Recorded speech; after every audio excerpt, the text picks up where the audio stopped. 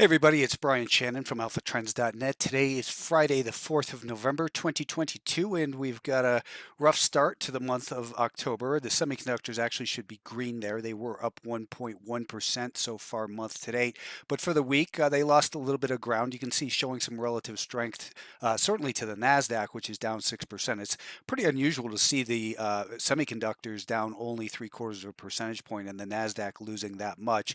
SPY down 3%, and oil continues to be the bigger winner here. And Bitcoin had a big week. So let's talk about these and make some sense of it. Let's look at that Bitcoin. I forgot to look at it last week, so I did make a new video and post it to Twitter. Again, if you're not following me on Twitter, I one appreciate the follow on YouTube, but I put so much more on Twitter that you're really missing out on a lot. Here is Bitcoin. It is finally getting above that 100-day moving average, and we've got a 50-day moving average blue that's rising. So looks like we could make a run in here, maybe for about the $23,000 level. I'm not a huge Bitcoin trader down here, as it's been just flat for the last 6 months or so. But let's take a look at the more important markets, in my mind at least, and that would include the S&P 500. Here we can see these labels. These are the labels of the charts I have on the videos I do on Twitter each day. And what we're identifying here, this blue is the 20-day moving average. You can see we're back above that and it is rising. That's a good thing, but we have that orange 5-day moving average, which is declining. This is guilty until proven innocent. We want to be a buyer for bounces when it's above or flat to rising 5-day moving average. Doesn't mean you can't make money day trading in here, but the fact is it's been very volatile the last couple days. And look at where we're finding supply. This pink line right here is anchored to the point where the Federal Reserve came out with their 75 basis point rate. That's what's most interesting about the Fed to me, is what does the market do in response? I don't need to read 800 articles with 800 different opinions about what the Fed's going to do, if they're going to pivot, whatever. I need to look at price action. And so far, since the Fed came out, prices are under pressure in the S&P 500. And most important, again, is we are below the declining 5-day moving average, orange. We're below the month-to-date volume-weighted average price. That's the red line. So intermediate term, we're still in trouble. On the daily time frame, we've still got big trouble here with that declining 50-day moving average. The good news, I suppose, is this is about where we were 50 days ago. So we'll start to get rid of this data late next week. And if we start to creep up, it's still possible we could stage a fourth quarter rally. My mind is always open to anything. I'm not here to say what the market will do. I'm here to say here's what it looks like for the intermediate term. Let's keep an open mind and be adjustable to what the market tells us, because that's obviously what matters most. Each week I do these videos on Friday for YouTube, and if you like them, then give it a like. If you have a comment and it's constructive, then please leave a comment. I always read them all. There's some guy who tells me every week it's a V bottom. He clearly doesn't know what a V bottom is, so I don't let his comment get posted. Be constructive. Provide some useful feedback. This is also a reason to be concerned about this 380 level up here. It's a prior band of support. So, going into next week, we're still guilty till proven innocent on the intermediate term. For Alpha Trend subscribers, I update this stuff every single day after the close. The Nasdaq again had the worst experience this week. It is still below the lows from the summer, and it's below the volume weighted average price from that CPI and what is the year-to-date low, and it's below a declining 20-day moving average. So vastly underperforming. 270 really into this prior support in here. 273-ish is where we have the potential for supply. So when we look at the 30-minute time frame, again, we've got that orange 5-day moving average saying guilty until proven innocent, and we've got the volume weighted average price anchored to the Fed, which was the precise high today. Not a coincidence. The volume weighted average price off of this low for the year is still, way up overhead here in this 271 level. So, this is our band of bigger potential resistance. If we run up to this level next week like this, I would prefer to see a couple days of sideways, get that 5-day moving average flattened out, and then it's possible that this is a bear trap. It doesn't mean it will be. Right now, it's just bearish action. But if somehow it can get back above and close above this level in here, then you will have sucked in a lot of short sellers who might look to cover, and you might bring in sidelines cash as well. Right now, though, it is guilty until proven innocent. That's the only objective way you can look at that market.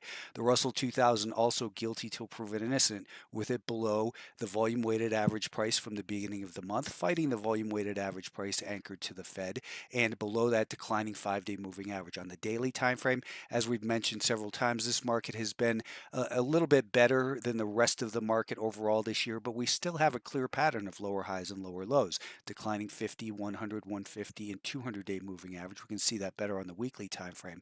We've been trying to go sideways in here for the last couple months, and it's just been an exercise in frustration for most people, unless you're more of a swing trade time frame. The semiconductors, they were up, close to 5% here today. So clearly some relative strength today in these semiconductors.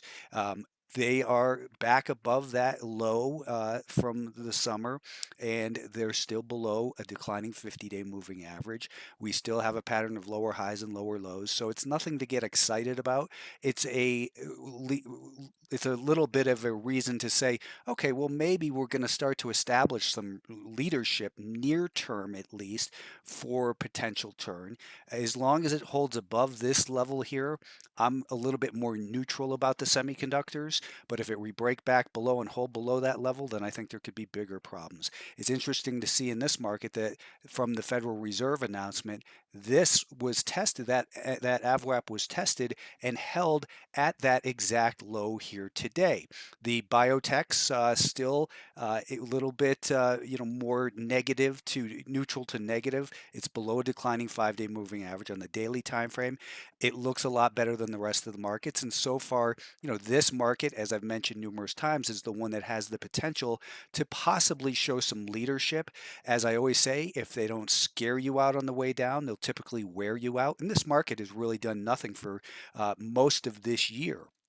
It's still down on the year, and maybe making a double-headed inverted head and shoulders pattern. It's certainly a possibility. I don't trade those patterns and say that's my reason for getting involved. My reason for getting involved would be, if we get back above this level right in here and hold above it, let's say we were to rally above that, come back and test it, that resistance in here holds as support.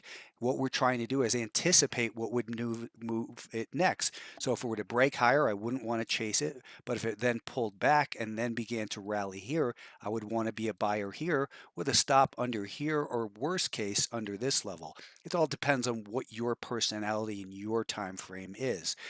My time frame is a swing trader, so that's from where I speak all the time. We spoke about the energy names possibly pulling back like this. Instead, they had different ideas, and they gapped up here this morning, pulled back, tested the 5-day moving average and held. So buyers are still in control there. I wouldn't be buying at these levels because we're extended. That's me. Instead, I would be, if I'm looking for an entry into energy names, I would be looking at individual ones that maybe aren't as extended, and then look for those opportunities. Apple looks like it might finally come back down to the AVWAP from the COVID low. Same with Tesla. That one's still, showing some trouble in distribution in here. We've got just, let's take a look at, actually, a lot of people were talking about gold today because it was up 3%. First of all, just look quickly. What's the direction of the 50-day moving average? That's that green line.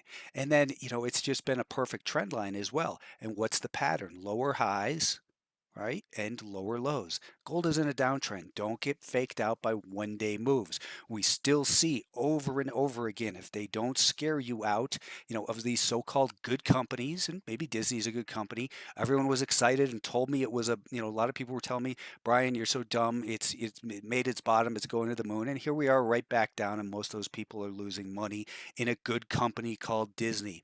And that's not the point. The point is, when they're in downtrends, they're guilty till proven innocent. Meta continues to go lower each day.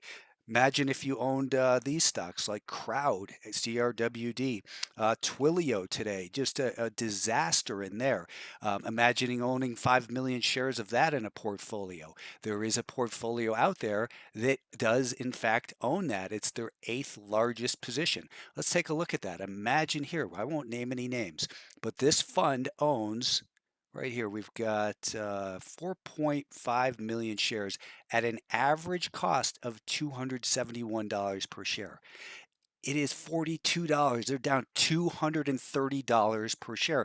And people pay this person to manage their fund. It's not just this stock. It's Roku. It's ROKU. These are stocks and downtrends. It's DraftKings. These are stocks and downtrends. They are terrible stocks to own. Don't buy stocks and downtrends. I've repeated myself over and over again with that throughout the year, and a lot of times it falls on deaf ears. But the bottom line is we're still in a bear market.